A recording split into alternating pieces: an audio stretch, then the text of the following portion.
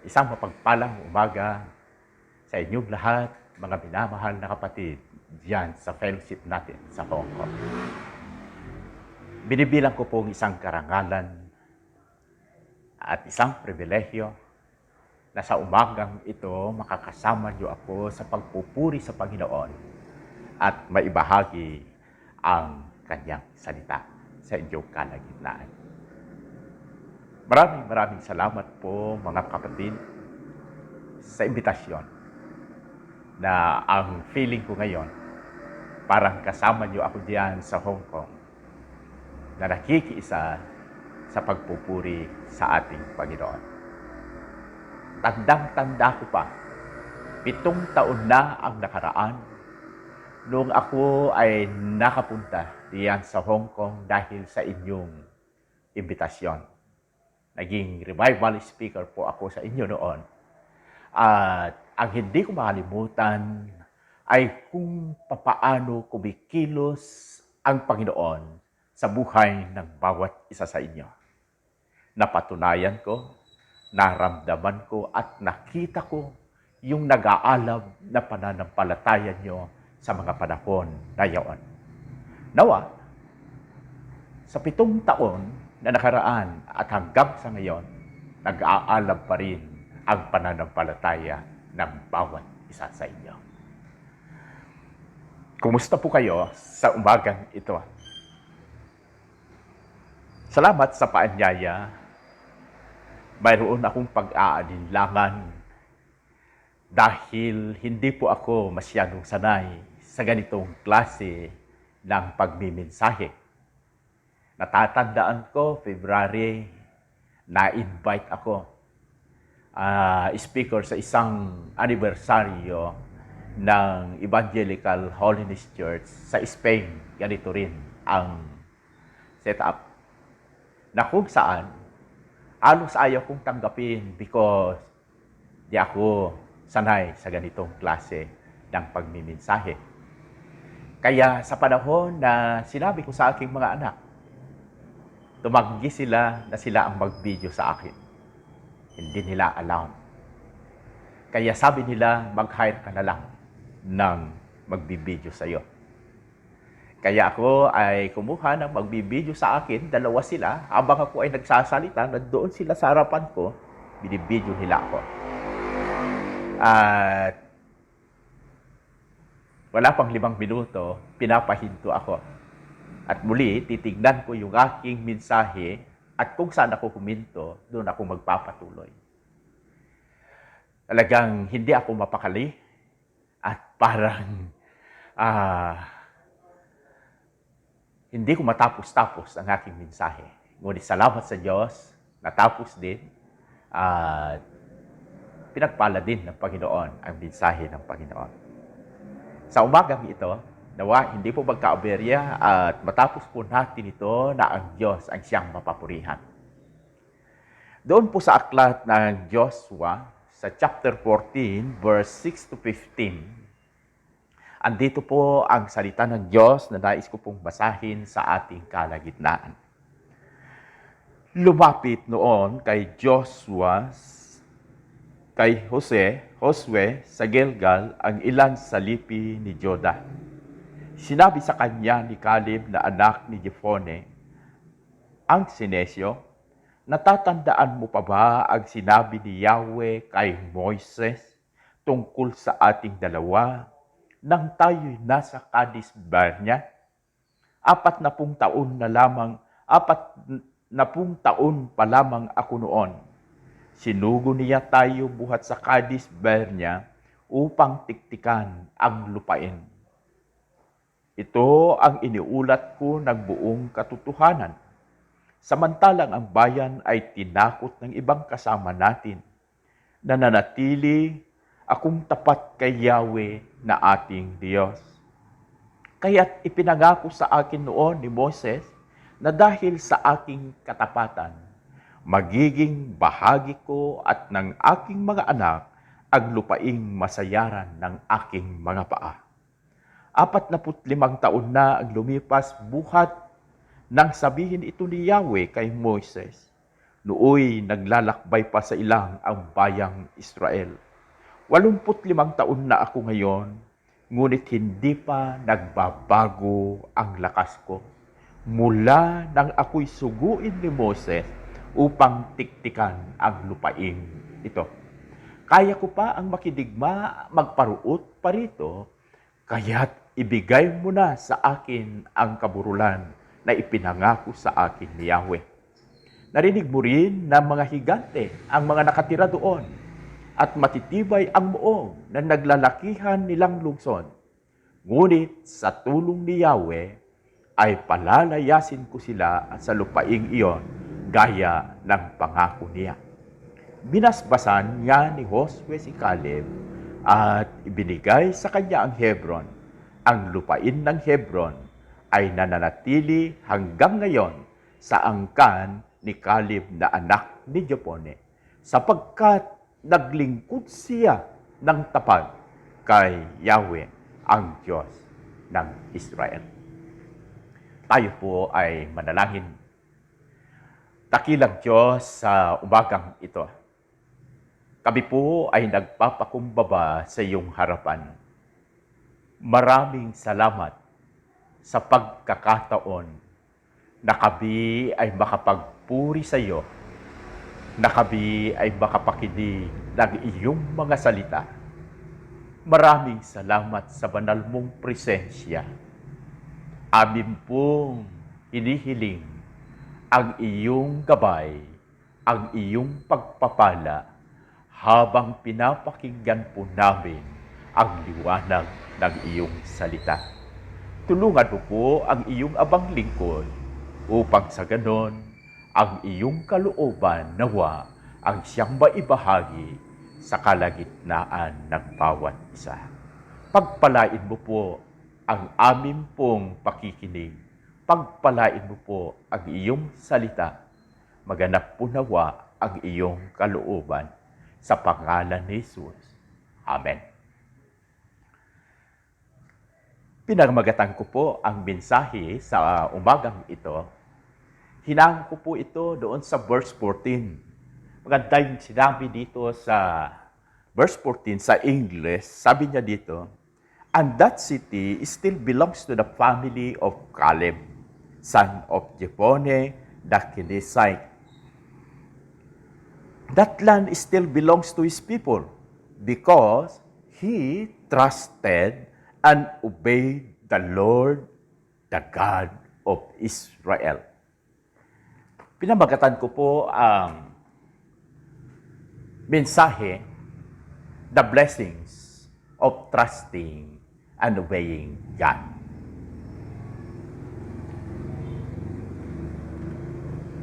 Mga pagpapalang ipagkakaloob ng Diyos sa mga magtitiwala at susunod sa Kanya.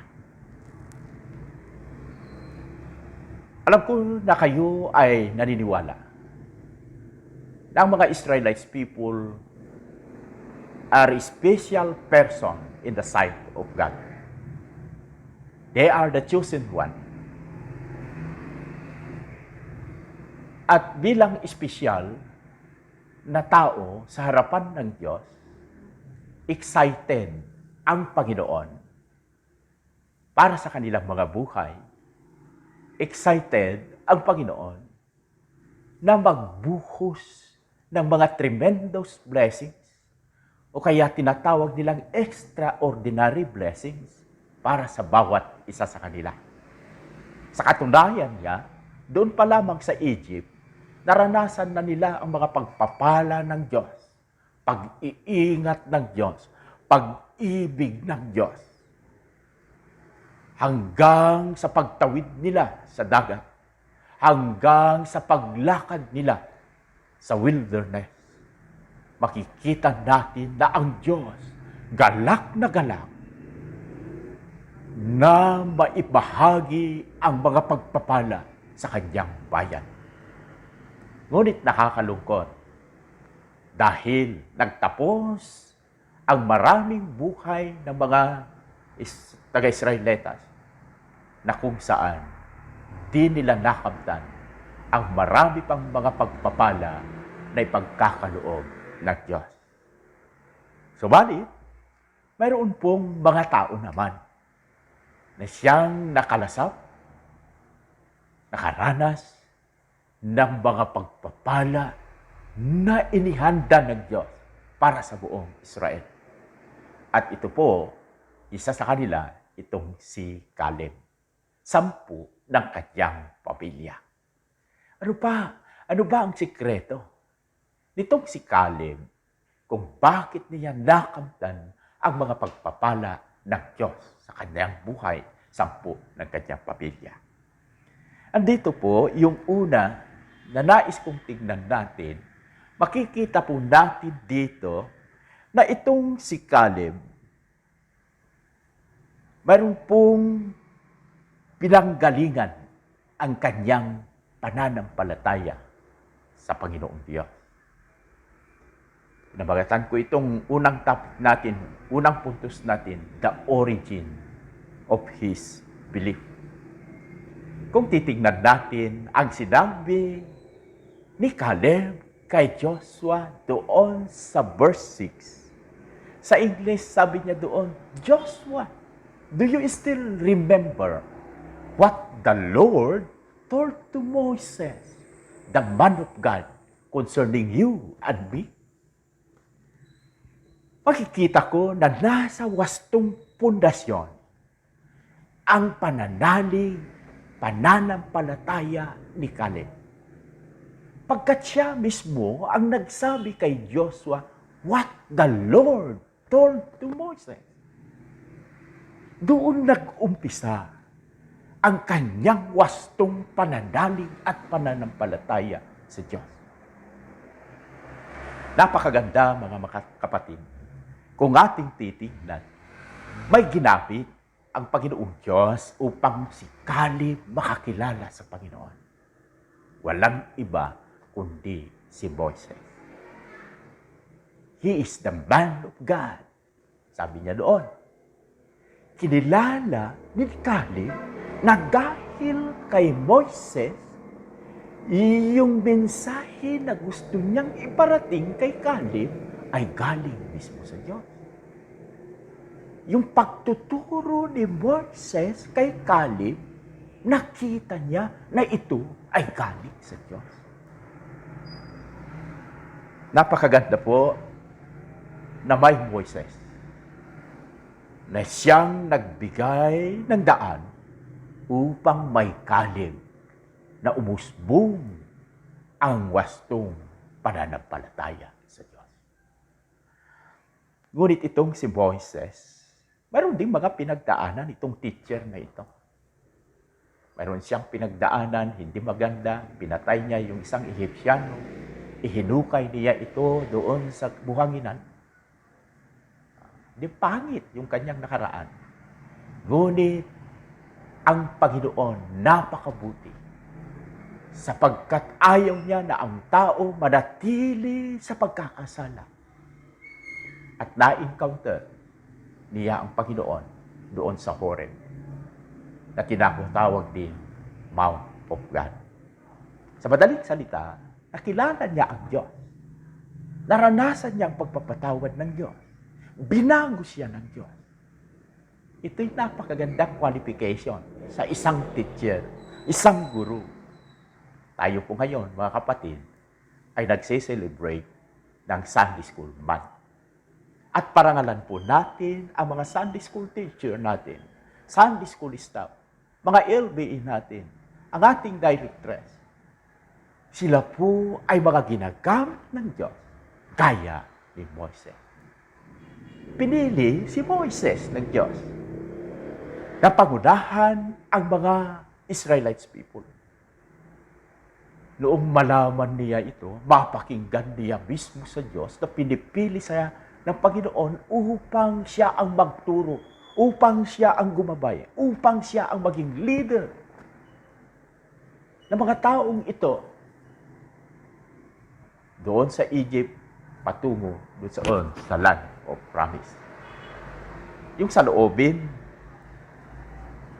ni Moses, makikita po natin dito sa Exodus chapter 4, verse 10, sa bilang isang guro. Di po madali. Sinabi ni Moses ang kanyang damdamin at saloobin sa Diyos.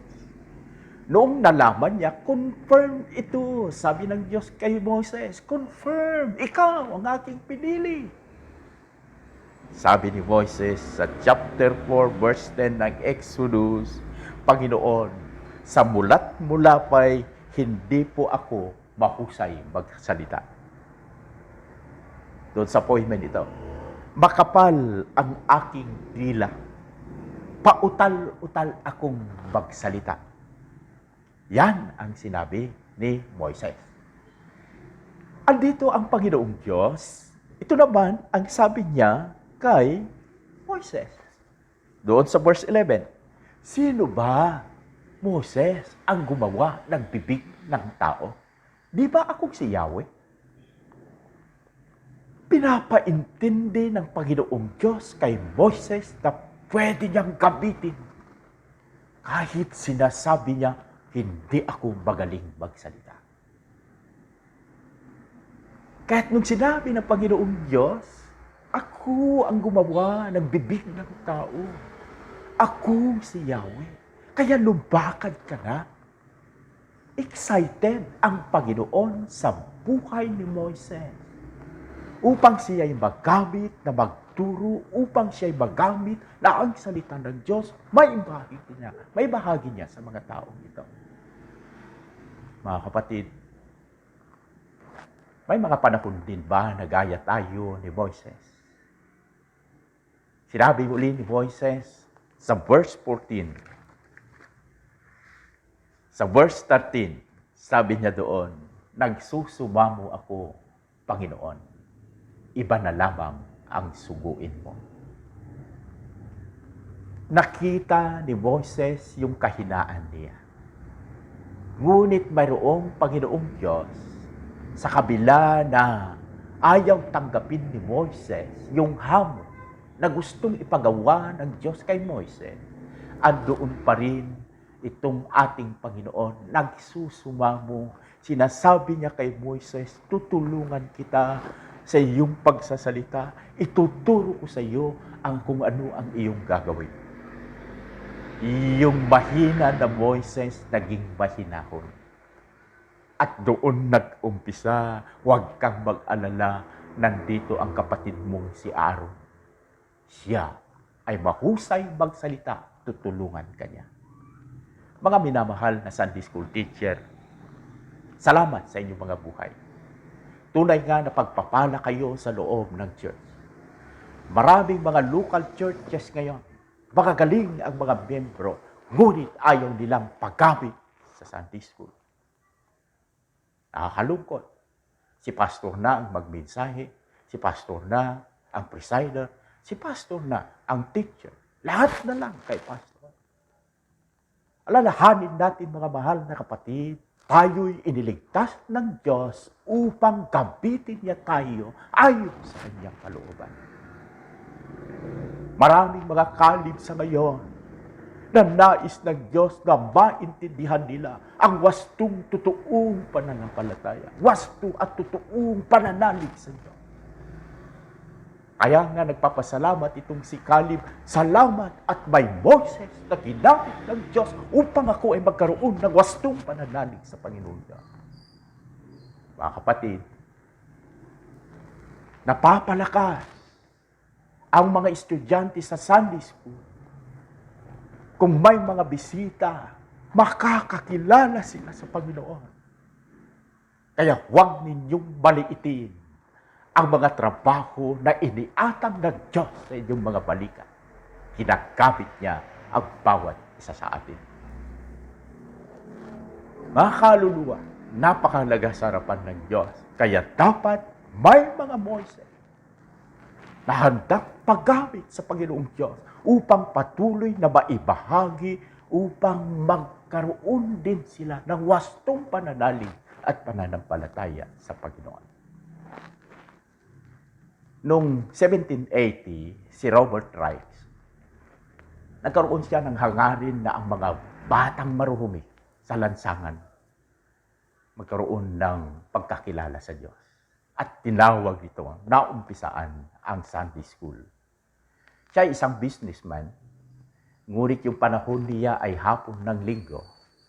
Kaya nagtatawag siya ng mga batang marurumi at doon maumpisahan na mapakinggan nila ang salita ng Diyos.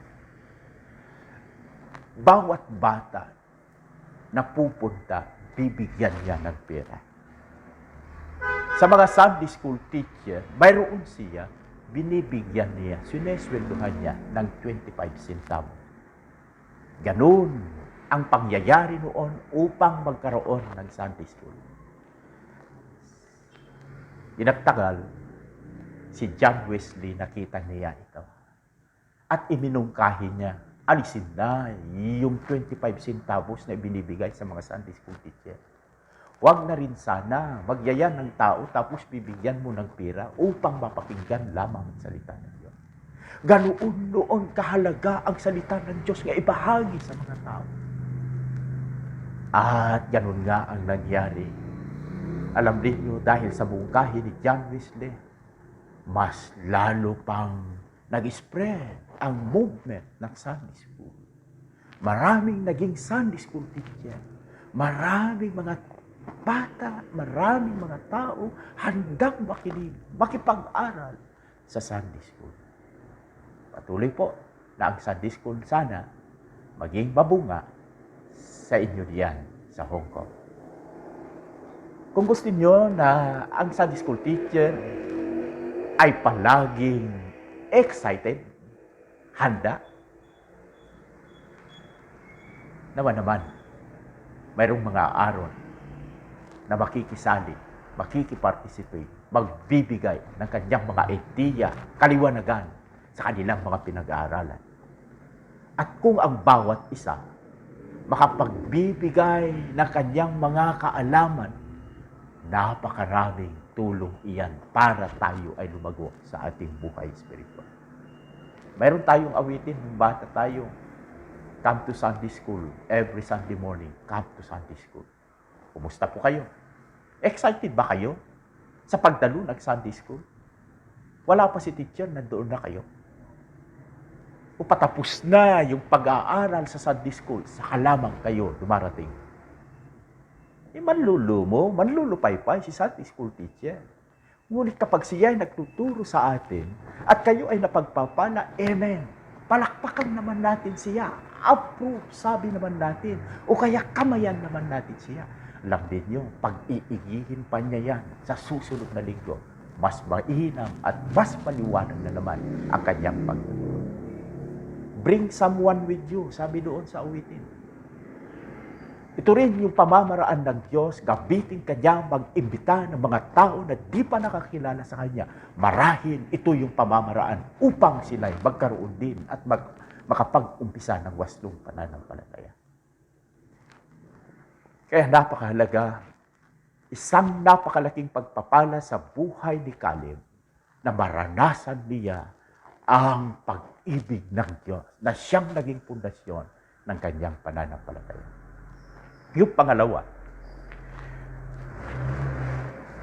the firmness of his belief. Kung bakit ko sinabi ito doon sa verse 7, sa verse 8, yung firmness na salita is stable, not easily moved. May katatagan, mayroon siyang conviction, a firm trust, matatag ang kanyang pananalig. May commitment itong si Caleb mismo sa kanyang sarili at sa Diyos. At yung commitment na yon, napakahalaga mga kapatid, upang hindi lamang sana pangako ito sa Diyos, ito ay mayroong katuparan. Kung bakit ko sinabi ito, kung titignan natin, sinabi ni Caleb kay Joshua, iniulat ko ang buong katotohanan. Walang itinatago itong si Caleb. Katotohanan ang kanyang iniuulat. Bakit kasi nag-ulat? Tatandaan nyo ba na siya ay isa sa mga 12 spies na pumunta doon sa land of Canaan. 40 days na nag-spy sila doon. Minanmanan, tiniktikan nila ang lugar. At sa mga pagtitipon nila marahil doon, itong 10 na spies na ito, talagang wala. Di natin kaya ito. Ngunit marahil nandito rin itong si Caleb at si Joshua, talagang ipinapakita nila ang napakagandang lugar. Kayang-kaya nilang i-conquer. Hanggang sa natapos yung 40 days at mag-report sila kay Moises. Nandito, excited si Caleb na magsabi ng katotohanan. Mga higante ang mga tao doon. Ang ganda ng lupa doon. Kayang-kaya natin makonquer ang lugar na yun. Huwag na tayong mag-atubili. Ngunit itong 10 na ito, ganito ang report naman nila. Hindi natin sila kaya sapagkat mas malakas sila sa atin. Higanti ang mga naroon at sino mang magtangkang sumakop sa kanila, lalamunin nila ng buong buo. Ganito ang pananakot ng mga 10 tao sa mga nakikinig ng mga Israelites people.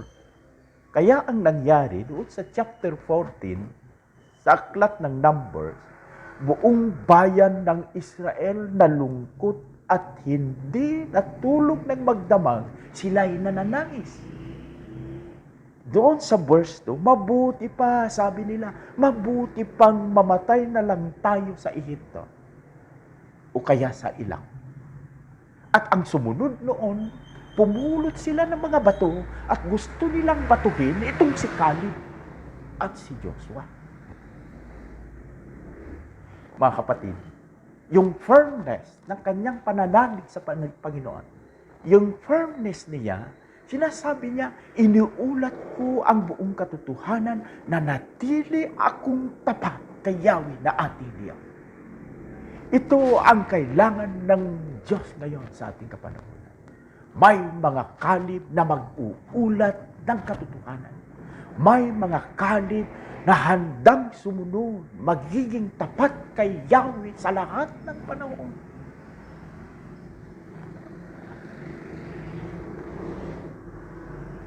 Ang ating mundo, mga kapatid, nakakalungkot, pinaghaharian ng kadiliman.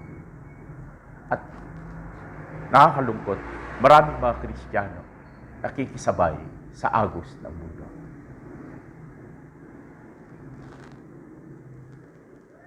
Pero ang hangad ng Diyos, yung commitment mo sa Kanya nung ikaw ay Kanyang binago, nung ikaw ay Kanyang iniligtas, nung naranasan mo ang Kanyang pag-ibig, magiging matapat ka nawa sa Kanya.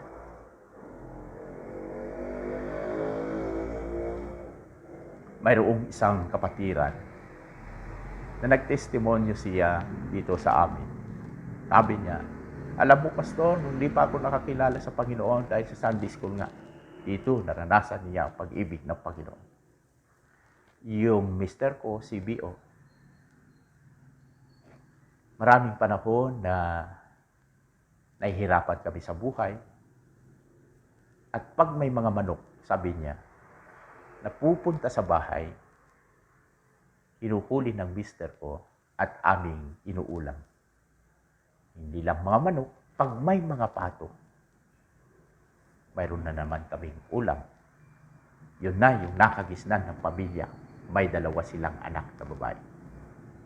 Ngunit alam mo, nung nakakilala ako sa Panginoong Diyos, ginagawa ko, binabato ko na ang mga manok upang hindi mahuli ng aking asawa. Mayroon nang pinagkaiba. Ang hangad ng Diyos sa buhay mo nung nakilala mo siya, kayang-kaya mong itayo ang iyong pananampalataya. Ganyan si Caleb. Yung commitment niya sa Panginoon, handa niyang itutuparin kahit maghirap pa ang kanyang buhay. Tulungan tayo ng Panginoon, mga kapatid.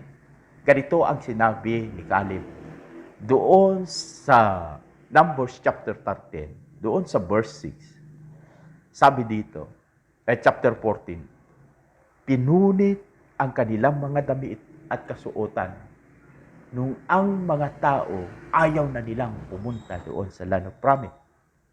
Mainam ang lupain. Tinignan namin saganang-sagana sa lahat ng bagay. Kung lulubin ito ni Yahweh, ibibigay niya sa atin ang lupain iyon. Magtiwala tayo sa Diyos. Huwag matakot. Madalin natin silang magagapi. Hinagad ng Diyos, mga minamahal na kapatid, na maging daluyan ng pagpapala ang buhay ni Caleb, hindi lamang sa kanya mismo, pati sa mga tao. Nalungkot siya kasi karamihan na sumunod na sa mga 10 espeya.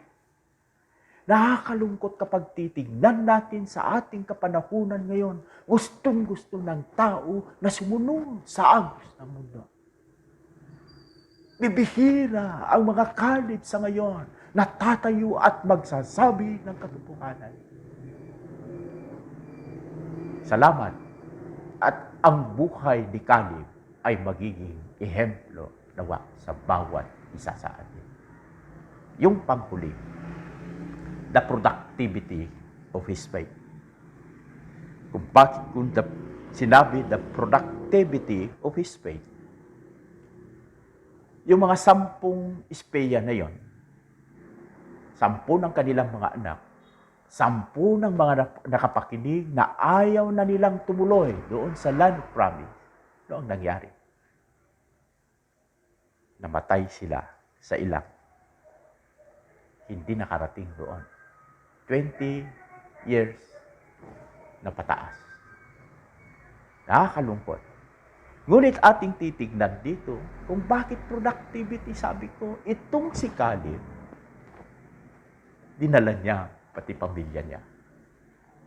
Oh, napakagandang bagay, mga kapatid. Ire-resulta sa pagkakilala natin sa Diyos, sa pagbabago ng Diyos sa ating buhay, tayo ay maging mabunga. At nadala ni Caleb ang kanyang mga pamilya doon sa lugar na nais ng Diyos na kanilang titiran. Mga kapatid, ano po yung land of promise na nais ng Diyos na tunguhin ko, tunguhin mo, tunguhin ng mga tao? Walang iba kundi sa buhay na walang hanggan. Kung sana, gaya ng vaccine, ang pananampalataya ngayon na i-offer mo. Yung vaccine kasi kahapon, mga tao talagang nagsisiksikan, gusto nilang mabaksinan. Wala nang social distancing.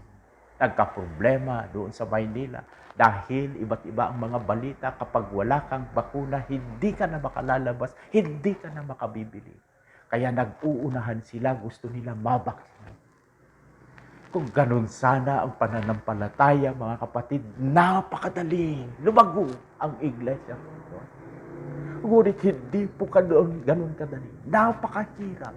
Ngunit nandito itong si Caleb, pinagtiyagahan niya ang kanyang pamilya upang makasama niya doon sa lugar na nais puntahan at tirhan ng Diyos na pinagkaloob sa kanila. Doon po ang nais ng Diyos na tunguhin ng bawat isa sa atin. Kumusta po ang inyong mga pamilya? Mainam na napaghahandaan natin ang kanilang mga pag-aaral, kaya kayo'y nagsasakripisyo. Mainam, nakabibili kayo ng mga pangangailangan nila, matutugunan ang kanilang mga pangangailangang material. Nakagagawa kayo ng mga tahanang magagara at mga sasakyang magagara. Di naman masama. Ngunit nandito ang hamon sa atin ngayon. Gaya ni Caleb, magmula nung nalaman niya at naunawaan ang totoong pananampalataya, hindi siya napagod. Nandoon yung nag-aalab na hangarin, mapuntahan yung lugar na gusto ng Diyos na puntahan nila. inakay niya una ang kanyang mga pamilya. Naging pagpapala ang buhay ni Caleb. Kaya naakay niya ang kanyang mga pamilya. Ngunit kapag ang buhay mo hindi nakikita ang totoong pagbabago pa tayo makaakay. May Bible study kami noong Marte. Sinabi ng isang kapatid na bago daw siya sa Hong Kong, ibang religion. Hanggang sa, tagal na binago ako ng Diyos hanggang sa ngayon, hindi ko naman nadala-dala ang aking mga kapatid, ang aking mga anak. Ang nangyayari kasi, kapag pumupunta siya dito sa church, pag-awitan, makita mo talagang napaka-live niya. Pipikit-pikit. Hallelujah, amen. Pag nag-umpisa na ang mensahe, matutulog na. At kapag nandito sa church, parang napaka-active. Ngunit sa susunod na linggo, di mo makita sa church. Pasensya na kayo, pastor. Marami akong tahiin. Ngunit si Caleb, nakita sa kanya yung buhay na pinang ng Diyos. Kaya siya naging pagpapala rin sa kanyang pamilya. Kung nandito kami sa Hong Kong, pastor, paano namin may evangelize ang aming mga pamilya? Wala nang problema ngayon. Napakadaling tawagan ng inyong mga anak. Kumustahin ang kanilang mga buhay, ang inyong asawa. Iparamdam kung sino ang Diyos sa kanilang mga buhay sa pamamagitan ng paggawa ng kabutihan sa kanila. We are the dispenser of His grace. Dito po sa librong ito, na sinulat ng ating Bishop Emeritus Dr. Pablo. Doon sa last chapter 12, bumanggit siya ng mga tao sa Wesleyan Church na kung saan ginamit sila ng Diyos, nakapagtayo ng mga churches doon sa Kalinga, doon sa Benguet, doon sa Mindanao, dito sa Maynila, iba't ibang tao. Hindi sila pastor, ngunit nakaranas ng biyaya ng Diyos at ito yung nais ng Diyos sa bawat isa sa atin. Bilang nakakilala sa Kanya, gamitin niya ang ating buhay upang dadami at dadami ang mananampalataya at mas lalo pang bibiyayaan ka ng Diyos.